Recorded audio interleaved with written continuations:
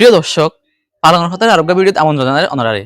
আজিয়ার ভিডিওত অনারারে দাহাইও খুব সহজে কেন করি বস্তাত মাঝে আদা চাষ করিবান ইয়ান চলন দলে ভিডিও চাই ভিডিও বানাই তার মত গজ্জে দক্ষিণ দ্বীপ পতাকার কলর আমিনা বেগম বস্তাত আদা চাষ করিবলে লাগিব উগা বস্তা দোয়াশ মাটি 5 কেজি, গোবর 5 কেজি, কেঁচু সার 2 কেজি, ছাই 1 কেজি, টিএসপি 20 গ্রাম, এমওপি 10 গ্রাম, জিপসাম 10 গ্রাম, জিঙ্ক 5 গ্রাম, বুরন 5 গ্রাম আর দানাদার কিডনি সার লাগিব 10 গ্রাম।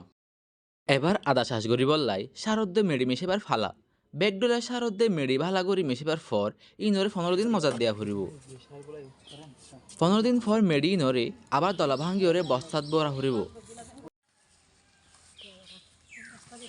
এবার বস্তাত মাঝে যে আদা কিন রুয়া ফুরিব ছত্রাকনাশকত ইনরে 30 মিনিট ভিজে রাখা ফুরিব।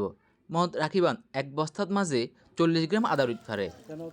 40 গ্রাম আদা জীবাণুমুক্ত করি বললাই এক বুল ফানিত 1 চিমটি ছত্রাকনাশক দিয়ে ওরে জীবাণুমুক্ত করা ফরে।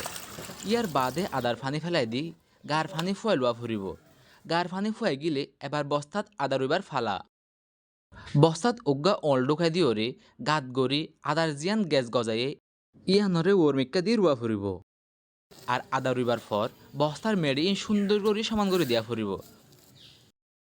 এবার বস্তা জিবার মাঝে আদা রুই এবারে উড়ানোর যে জায়গাত হাফ চাবা ফরে এন্ডিলে জায়গাত রাখি নেট দিয়রে গিরি দিয়া ফুরিব।